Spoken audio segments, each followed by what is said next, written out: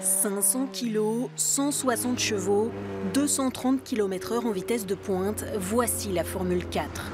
Cette monoplace séduit de nombreux pilotes.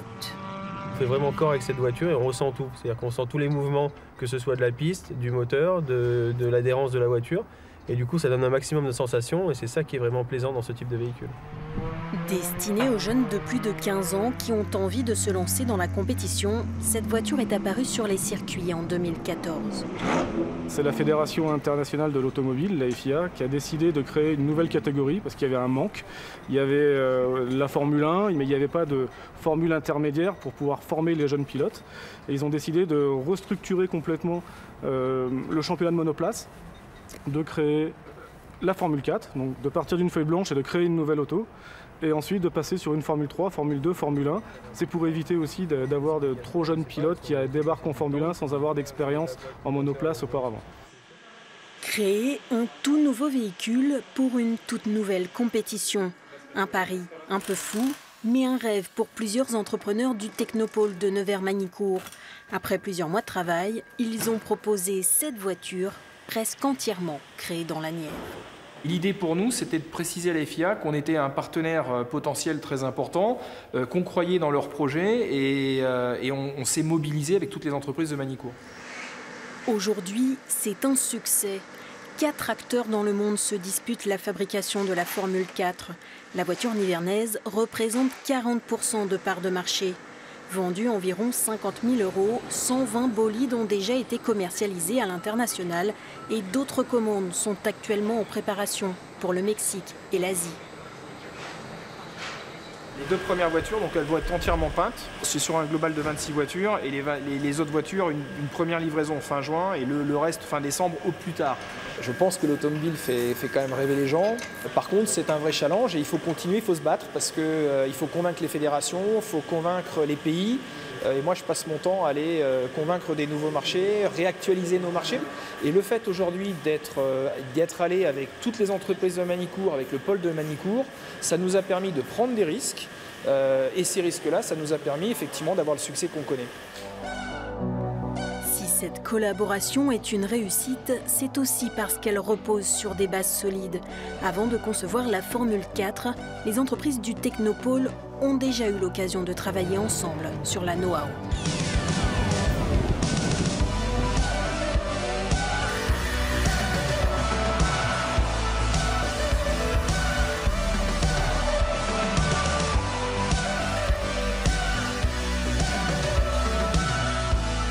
Créée en 2012, la know-how, c'était le rêve de construire une voiture de course électrique performante. Ce véhicule est capable de parcourir environ 105 km en 1 heure en conditions de compétition sur un circuit. Un record, une véritable prouesse d'innovation. Au départ, l'idée était vraiment de faire un démonstrateur technologique qui permette aux entreprises de Magnicourt de progresser techniquement au niveau de leur savoir-faire et de pouvoir montrer qu'une technologie électrique ou hybride peut également amener à de la compétition. Ça a impliqué énormément d'entreprises sur le pôle qui ont appris à travailler ensemble. Donc, chacun, en fonction de ses compétences, a naturellement trouvé son champ d'excellence. Aujourd'hui, cet engin est resté à l'état de prototype.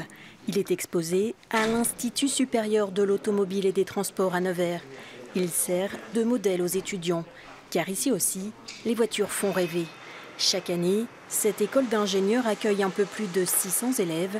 Tous ne souhaitent qu'une chose, travailler dans l'automobile. Dans mon esprit, c'était clair depuis tout petit. J'ai jamais eu l'idée de travailler dans un autre secteur que celui-là.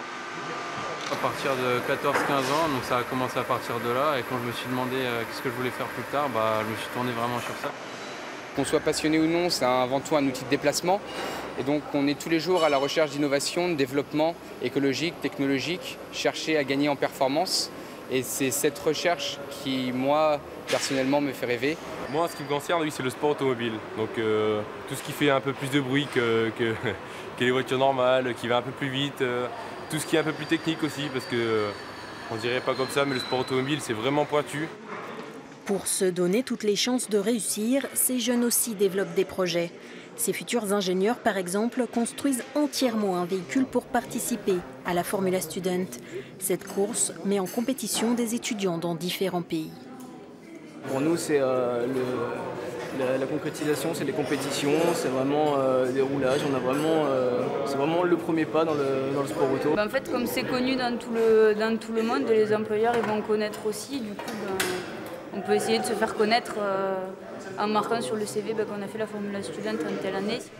Mais entre rêve et réalité, il y a parfois un écart.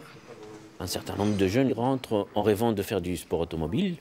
Et puis petit à petit se rendent compte de la réalité, de leur motivation profonde, des conditions d'exercice du métier aussi, et évoluent vers d'autres passions.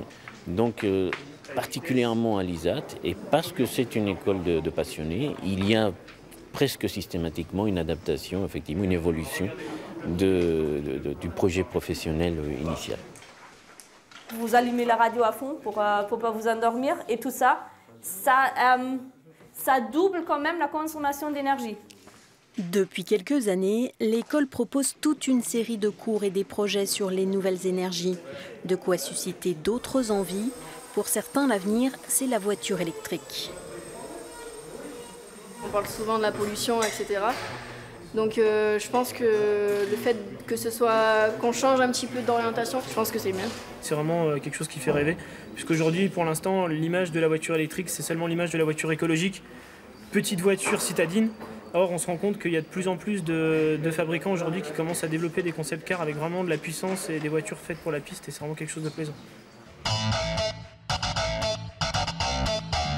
Un concept car comme cette voiture électrique haut de gamme présentée en 2012 au Salon de l'Automobile, la Furtive EGT. De belles lignes, un intérieur travaillé, cette voiture de rêve, construite elle aussi au Technopôle de Nevers-Magnicourt, devait être vendue 400 000 €. Faute de financement, elle n'a jamais été commercialisée, mais grâce à ce prototype, l'entreprise a récemment décroché des contrats avec un grand constructeur automobile français. Le véhicule électrique a sa place, quel que soit le domaine. Et ce que nous voulions prouver, c'est que c'était possible. Donc il est évident que c'est un autre rêve. Ce n'est pas le rêve initial. Il est en train de se transformer avec l'appui d'un grand industriel. De façon, dans les années à venir, pouvoir proposer autre chose. Impossible de connaître toutes les voitures de rêve qui se développeront dans l'avenir. Mais une chose est sûre, l'automobile semble encore faire rêver. Jeunes pilotes, entrepreneurs ou étudiants, beaucoup n'hésitent pas à aller au bout de leur passion.